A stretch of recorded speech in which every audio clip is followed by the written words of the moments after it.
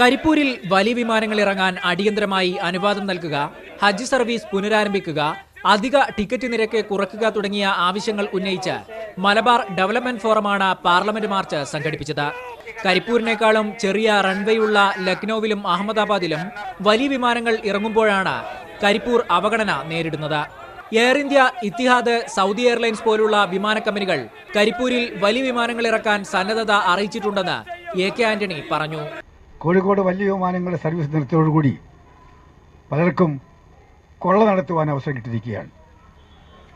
സീറ്റുകൾ ആയിരക്കണക്കിന് കുറഞ്ഞപ്പോൾ ഇപ്പോൾ അവിടെ സർവീസ് നടത്തുന്ന ചെറിയ വിമാന കമ്പനികൾ പലരും കൊള്ള നടത്തുകയാണ്. MP-മാരായ Mullappally Ramachandran, ET Muhammad Basheer, MK Raghavan, PV Abdul Wahab, മുൻ മന്ത്രി MK മുനീർ തുടങ്ങി പ്രമുഖർ മാർച്ചിൽ പങ്കെടുത്തു. കക്ഷി രാഷ്ട്രീയ ഭേദമന്യേ കരിപ്പൂർ വിമാനത്താവളത്തിനായി പാർലമെന്റിലും പുറത്തും ഒറ്റക്കെട്ടായി പ്രവർത്തിക്കുമെന്ന് MP-മാർ വ്യക്തമാക്കി. മീഡിയ 1, ഡൽഹി.